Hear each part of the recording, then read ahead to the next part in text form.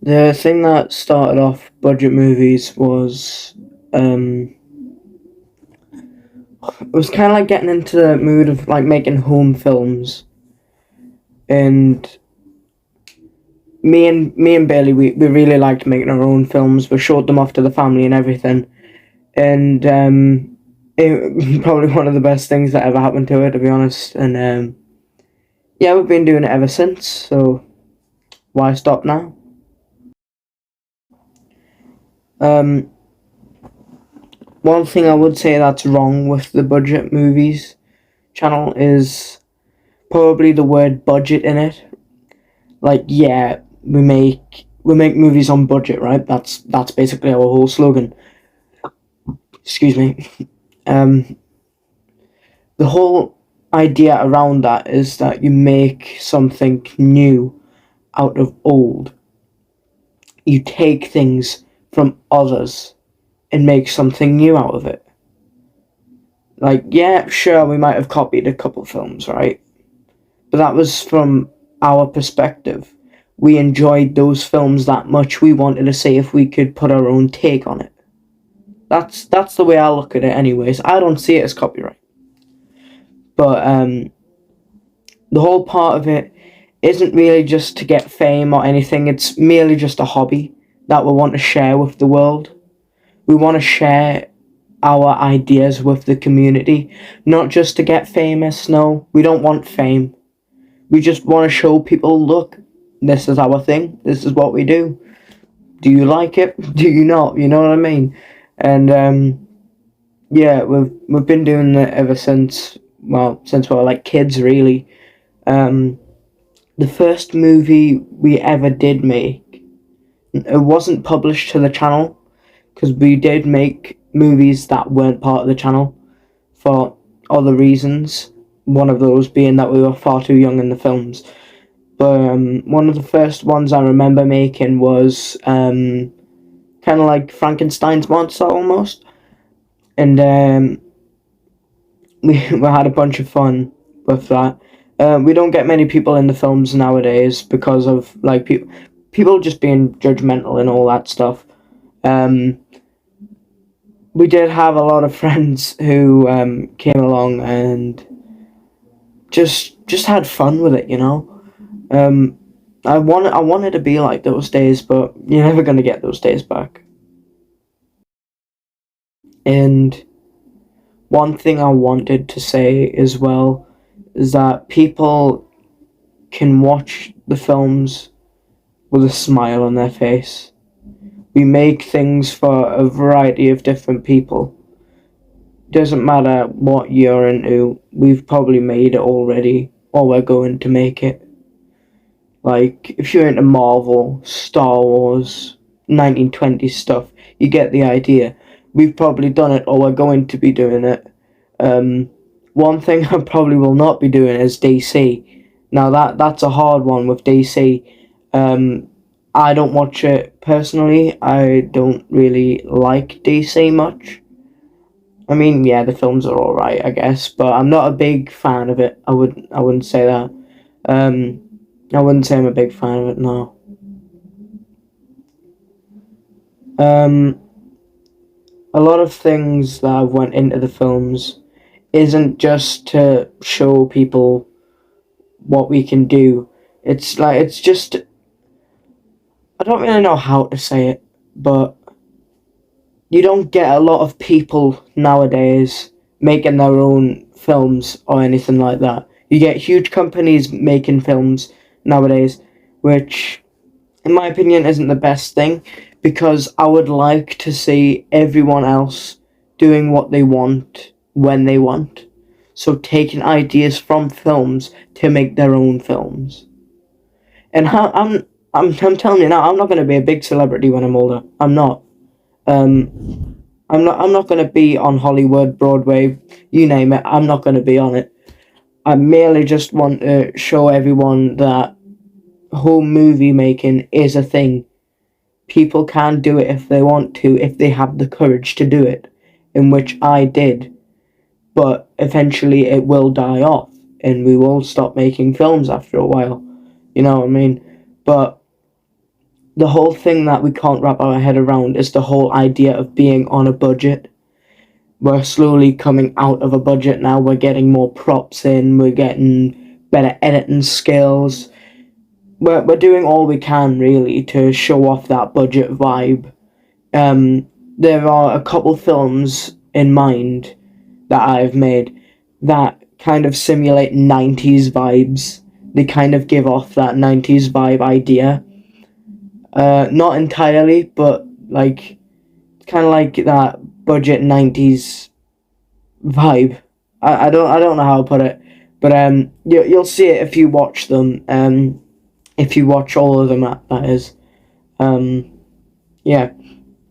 One thing that probably did start budget movies was probably when I was a kid. I was inspired by like all the like skits that different YouTubers made, like Dan TDM, Stampy, all that stuff. They made their own skits with their Minecraft stuff, and yeah, I wanted to see if I could do that in real life. So we made our own costumes. We made like different paper masks just to have fun with it. Really, nothing too major, but yeah, we had a lot of fun doing it. Yeah. One of the inspirations to make my own film was Jim Carrey's The Mask. That I remember seeing that as a kid, and I thought that was it was pretty funny, and I wanted to see if I could be that comedic. Of course, I'm not, but yeah, I wanted to see what I could do with it and see what I could interpret. I think that's the word. I'm not too sure, but yeah. So I cut up a mask, like a Halloween mask, to show my mouth in my eyes. I found a bunch of clothes lying around, so we found an old hat. I believe it was a zombie mask, like a cartoon zombie mask. It was like green, and we covered up the seam along the forehead with that top hat, and it was just 2 videos long of me prancing around my living room, doing a bunch of stuff. But back then, I was quite creative as a kid. Not gonna lie. We had loads of costumes back then, but obviously with me growing up, I didn't have many costumes anymore. Like I was starting to grow out of the costumes, and we didn't really buy any more, to be honest. But things are moving on, right? Things are moving on. Probably the best film I've probably made was it probably was Venom: The Cause of Chaos, the first one we've uploaded a while back. It wasn't too long ago though. That was good for several things. One of those being that you could get the camera angles right. You could create the scenery. You could connect with the characters, know their struggles, and not only that, but it was a good way of connecting with my nephew Bailey, who's been a great help, might I add. He's been an absolute legend since the first day of filming. We enjoyed making the Geordie Lads episodes. Them were a real hit to our hearts. They made us laugh. I took inspiration from the old films, so like Laurel and Hardy, Charlie Chaplin, etc. We enjoyed filming the first two, the only two with me and Dexter, and yeah, we sort of took off from there, only for it to drop the next week exactly. So we won't be making any more Geordie Lads films or episodes with Dexter in them. We won't be making any budget movies with Dexter full stop, for a load of personal reasons that I'm not going to get into. But we we had a big falling out. We had a very big disagreement over a few things. We said our pieces. We said what we wanted to say. We did what we wanted to do. So we just left it at that. We didn't want to. Well, I didn't want to cause anything major, so I just left it at that. We we had a few arguments. One thing led to another, and then whoosh, it was gone. The whole point in making a film is so you know that in your mind you know it's good.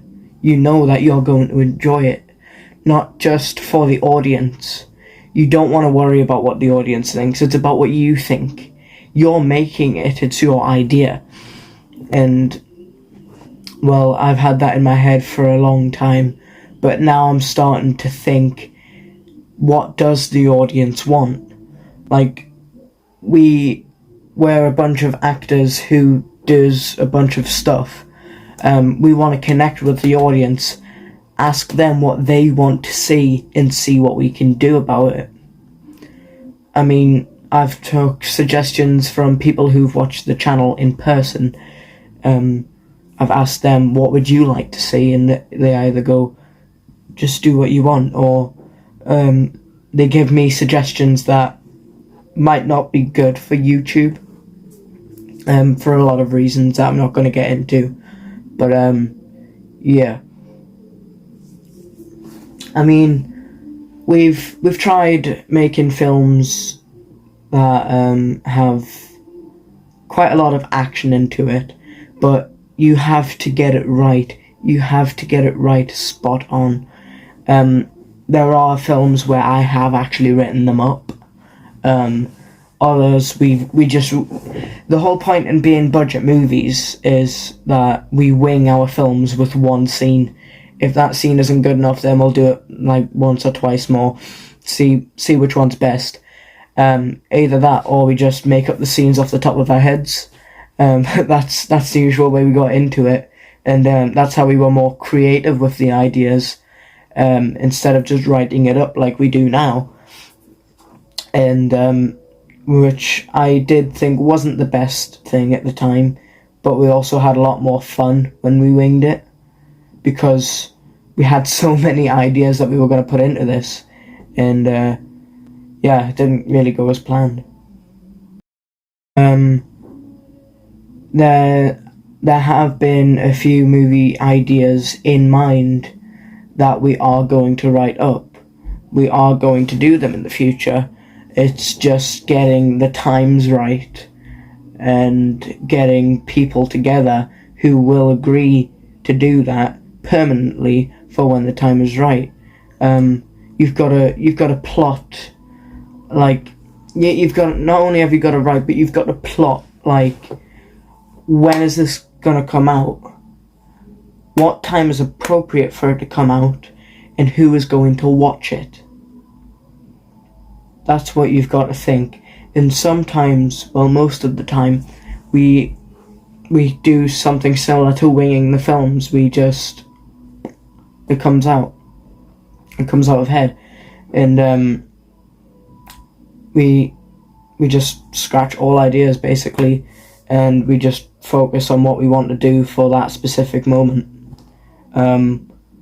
We don't want to write it at all, because we think it takes up more time. Obviously, if you want to do it the professional way, then you've got to write it up. But as I say, it's not the best. Not only did we want to be a movie channel, but we also wanted to, like, give our audience, like, that proper YouTuber vibe. We wanted to be like other YouTubers. We didn't just want to make our own films. We wanted to, like, actually do something, right? Half of the times, yeah, we wanted to make films, just films. Other times we wanted to do like funny challenge videos or whatever like that, stuff like that. And I remember one of those being the copy of Jackass, which isn't really the best thing for younger audiences. I will admit that, but watching them at this age that I am, I find them really funny, but I wouldn't go as far as to say that I want a copy of them. Of course, that's obviously not what I had in mind as a 10-year-old kid. We tried our best to replicate Jackass in a safer way. We had ideas like the ice bucket challenge. We tried that. We did something similar where we put ice down people's backs. We did something called the naked slap test, which was basically taking a belt to the back with your shirt rolled up. Not necessarily naked, like nude, but it was... we had a lot of stupid ideas in mind as kids. There is a video of me out there rugby tackling a wheelie bin, trying to replicate something from Jackass, which I will admit I'm not the most proud of. Going back on it now, I'm thinking that I was an absolutely stupid kid and I should not be trusted with a camera or trusted with anything in general. But now that I'm beginning to get more mature now, I now understand that things can be right, some things can be wrong, but you've just got to go with the flow, really. So yeah. We wanted to make this documentarian thing for a lot of reasons. One of those being that we wanted to tell the world how we did our films and all that. Others was to tell the audience what really goes on behind the scenes, and tell them what goes on in the films, not just on screen but off screen as well. And I don't really think I've accomplished that job just yet, but hopefully I wish to get it right. So yeah. After the falling out with Dexter, I started thinking that I was alone. I didn't really have anything to do anymore after the falling out with Dexter. But thankfully something or someone came along, and that being my girlfriend Tia. I absolutely adore this girl. She's helped me boost my confidence back up in movie making. She's watched our films as well. She's really impressed with our work. She just wishes that things could be normal again. And you know what? I couldn't agree more. I really couldn't agree more. She has agreed to be in a upcoming film called Hitman, which we're going to be making at some point before Halloween. And yeah, this is basically what this document was about. Not just to connect with the audience and tell them what goes on, but to promote upcoming videos as well, and tell them, look, more is on the way, you've just got to be patient. That's the whole point, really. But it's just to tell people, like, what is budget movies really like? What is it really like to be part of budget movies? Some would say that it's absolutely terrible to be part of budget movies. Some would say it's fantastic. Some would say it's fun. Me, personally, I don't really care what people say about me, as long as they don't get me involved. There's people who come and go, they say, look, I don't like you, I don't like your videos, they're absolutely trash, etc. Some people are going to be sarcastic and be like, oh, your videos are really good, I'll watch them all the time. They do that to take the mick, and I don't really care, to be honest. Films are films, videos are videos. It's the internet. The internet is run by trolls. And unfortunately, there's nothing we can do to stop them. So, I just go with it. But one thing I would say is that if you don't like my content, go watch something else. Don't waste your time talking to people on the internet who you don't like. Just watch the videos. If you don't like it, don't watch it. It's as simple as that. Unfortunately, some people in this day and age do not have the right image for that sentence. They don't have the right mindset to understand that, which I think is just sad, really. I mean, we try our best to entertain the audience, and in return we get shouted at for it. We get the mick taken out of us for it, which, again, doesn't really bother me, but people are people.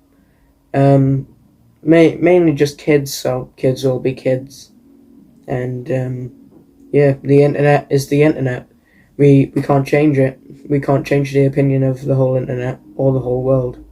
We can only change the future for ourselves and the people around us.